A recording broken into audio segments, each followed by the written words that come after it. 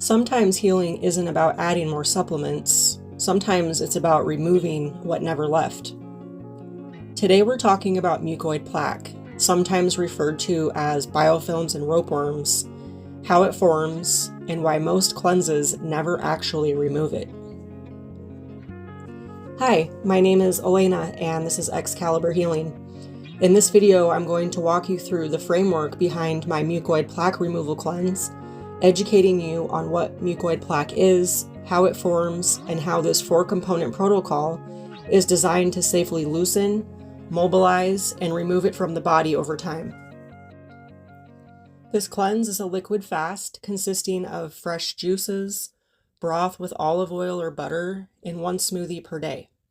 This cleanse is not focused on calorie restriction, but solid waste does need to be limited so accumulations can be released.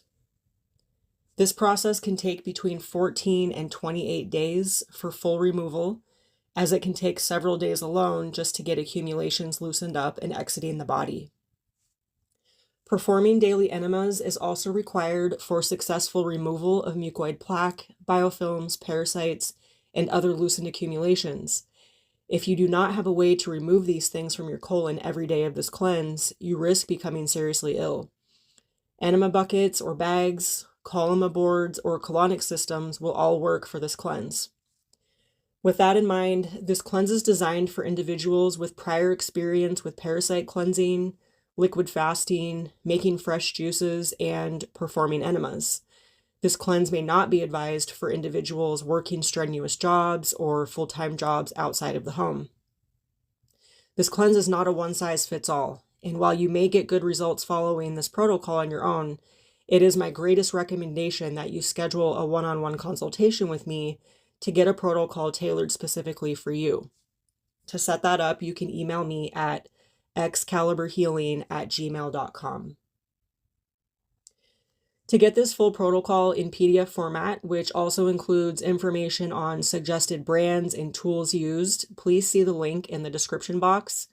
You will find the full protocol, and you will also find the mucoid plaque removal bundle, which includes the full protocol, a water and coffee enema guide, the psyllium husk smoothie recipe, and a castor oil pack tutorial. This video is only intended to summarize the protocol and is for educational purposes only. It is not meant to diagnose or to give medical advice. I strongly encourage viewers to consult a healthcare professional for any medical conditions or concerns. As you can see from this introduction, this cleanse is not meant for everyone. There is a certain level of experience required for me to safely and confidently share this protocol. I also cannot emphasize enough how helpful a consultation with me is, especially if you are uncertain about specific instructions. It's better to ask your questions and have a safe experience than to hurt yourself or not even do the cleanse at all, potentially leading to worsening conditions in the future. I also encourage you to learn how to do the practices necessary for this cleanse, as none of us are born knowing these skills. So if this is you, take this as your sign that it's time to start learning. Almost every human on earth needs this cleanse, so don't let this discourage you if you haven't done an enema or a longer juice fast before. With that in mind, here is a list of only some of the signs and symptoms that can manifest with the presence of mucoid plaque, ropeworms, biofilms, parasites, and other toxic accumulations. Tooth or gum issues, joint pain, rheumatism or sciatica, stiff neck, insomnia and sleep disturbances, white coating on the tongue, chronic fatigue, wounds that won't heal, a large midsection with normal extremities, constipation or diarrhea, flatulence, belching, and heartburn, hemorrhoids, depression, anxiety, or panic disorders, acne, eczema, or psoriasis, dark circles under the eyes, obesity or difficulty losing weight, parasites or candida overgrowth, SIBO, IBS, or diverticulitis. Now let's get into the video. Mucoid plaque is a term commonly used in holistic and functional health traditions to describe a rubber-like adhesive buildup believed to accumulate along the intestinal walls over time. It is not thought to be a single substance. Rather, it is a composite accumulation that can include dehydrated intestinal mucus, undigested food residues, microbial biofilms, parasitic debris, metabolic waste, and hardened fecal matter layered over long periods of digestive stress. Instead of moving freely through the colon, this material adheres to the intestinal lining, sometimes forming long, rope-like, plaque-shaped, or rubbery structures. When eliminated, it appears dark, dense, elastic, and cohesive, often holding its shape even in water, unlike normal bowel movements. The intestinal tract is naturally lined with a protective mucus layer. This mucus shields the gut from irritation, pathogens, and chemical stress. And under healthy conditions, it is continually produced, hydrated, and shed. But when digestion becomes compromised over time, this productive system can become obstructive rather than adaptive. Low stomach acid, insufficient enzymes, bile stagnation, slow motility, dehydration, highly processed diets, and chronic toxin exposure all contribute to excess mucus production and impaired elimination.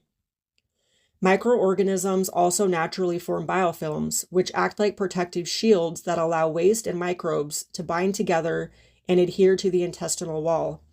Over time, these layers can accumulate without fully blocking the intestines, meaning a person may still have daily bowel movements while continuing to experience bloating, sluggish digestion, inconsistent stool quality, or difficulty fully emptying their bowels. This cleanse works with 4 distinct components, all working together to achieve optimal results. The first phase is about breaking down and loosening up the accumulations through use of enzyme supplements and fresh juices, which also contain living enzymes. Think of these natural and living enzymes like soap for your body. Just like dish soap contains powerful enzymes to break down sticky and hardened accumulations on your dishes, so too do digestive enzymes soften and weaken the structures binding buildup to the intestinal walls. Biofilms are made largely of proteins and polysaccharides. Digestive and systemic enzymes, along with enzymes naturally present in fresh juices, help to break down these structures so the material becomes less adhesive and easier to move. Once biofilms are weakened, traditional herbal support is introduced. Herbs such as wormwood, black walnut, and clove have long been used in cleansing traditions to address parasites and their reproductive cycles. In this protocol, herbs are not used aggressively or in isolation. They are introduced strategically to neutralize parasitic activity and prevent reaccumulation, especially through eggs. Herbal support is typically taken in the evening so the body can process detoxification during rest. Once solid waste has cleared from the intestines, usually around day 3, psyllium husk is introduced, and this is a critical step. Psyllium absorbs water and expands, providing bulk and mechanical movement through the digestive tract. It binds loosened mucus, biofilms, parasites, and debris, gently pushing them downward, starting in the small intestine where enemas cannot reach. This is why psyllium is introduced only after the bowels are clear of solid waste. Starting this step too soon can cause bloating, discomfort, and unnecessary constipation. The final phase is removal. Enemas are not the primary cleansing tool, they are the exit strategy. High-volume sea saltwater enemas are used first to clear the colon of psyllium, biofilms, and waste. Once the colon is clear, a coffee enema may be used to stimulate bile flow and support detoxification through the liver and upper intestines.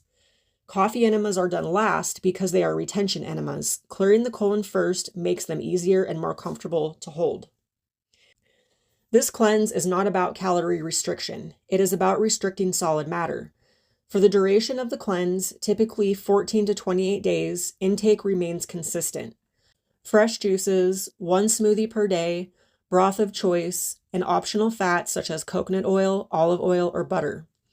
This structure gives the intestines a break from constant digestion, allowing hydration of intestinal mucus and easier release of adhered material. The diet does not change during the cleanse. Stability and nutrition is what allows the body to finally let go. A 10 to 14 day pre-cleanse transition is strongly recommended. Abruptly switching from solid foods to liquids can cause harsh detox reactions, not because the cleanse is working better, but because the body was not given time to adjust. Gradually removing processed foods, sugar, alcohol, fried foods, and excessive stimulants helps stabilize blood sugar, reduce detox intensity, and prepares digestive enzymes and bioflow for the cleanse. You'll know when the cleanse is complete when the psyllium husk smoothie comes out in soft, odorless globs. Before that point, eliminations often appear longer, darker, more structured, and foul-smelling, sometimes rope-like or band-shaped. You can also expect to see very dense pieces with many curves and hard knots. These are typically coming from the small intestine, so they may be shorter in length but with many curves. Once the psyllium begins exiting cleanly with no odor, the accumulated material has been cleared. Now I want to take you through a sample schedule of what this cleanse will look like on a daily basis. So again, you're going to have a 10 to 14 day pre-cleanse transition. And if you already run pretty clean, then this part won't be as important. But this could look like having fresh salads, fruits, smoothies, vegetable stir fries, soups, eggs, organic meat, coconut oil, olive oil, more water, tea, and broth. You might want to have 2 meals per day with a smoothie or fresh juices or fruits. Avoid late night snacking, cut down or eliminate refined sugar, caffeine, drugs, alcohol, vaping, smoking, or chewing, and daily exercise is encouraged. When you start the cleanse for the first couple of days before the bowel is cleared, you're going to focus on having your fresh juices with enzymes, having a smoothie, maybe with berries and a banana with your enzymes. Also, protein powder and creatine are fine during this cleanse if those are things that you would like to have. Having daily clove tea or herbal teas are fine. And then some kind of broth with olive oil or butter is also fine. And then you are also going to have your parasite herbs or tinctures near bedtime. Once the bowel is cleared, which again is going to be around days 2, 3, or 4, depending on if you decided to do enemas during your prep or if you have quicker motility or slower motility, it's all going to depend on your body. But once that bowel is cleared, you're going to start your day with fresh juices with enzymes, and then you are going to do your enema series. Then you'll have a smoothie with enzymes. And then for the rest of the day, you'll have tea, broth with fat, and then you'll have that psyllium husk smoothie. Just make sure that that smoothie is happening 4 hours before or after you take your parasite herbs, which you're taking near bedtime. Additional practices that you can incorporate into your cleanse are dry skin brushing, castor oil packs, massage, myofascial work, detox baths, meditation, journaling, breath work, nature walks, rebounding, stretching, gentle yoga, yin yoga, qigong, art, sewing, music, things like that. You just want to avoid strenuous activity, but keep your body moving so that that lymphatic system continues moving and flushing out toxins. The last thing you want to do is lay around all day on this cleanse because you will not feel good. This cleanse takes time and it takes patience. It is a process, but one that works by keeping conditions stable, respecting the body's timing, and addressing buildup in the correct order. So when I did this cleanse about 8 months ago, I remember thinking to myself, this is never going to end. And it was around day 19 that I hit that wall where I just thought, I can't keep going any longer. And I was encouraged to keep going, and it only took 2 more days. So my process was about 21 days. So I just want to give everyone hope, and encouragement that this will come to an end. You just have to keep going. I started this cleanse with chronic pain for about 12 years. I had pretty severe internal hemorrhoids, And by the end of this cleanse, I was completely pain-free. And in the last 8 months, I haven't had to take any pain medications for that condition. So really good results. That's all I have for you today. I really appreciate you tuning in, and many blessings on your healing journey. And we'll see you next time. Take care.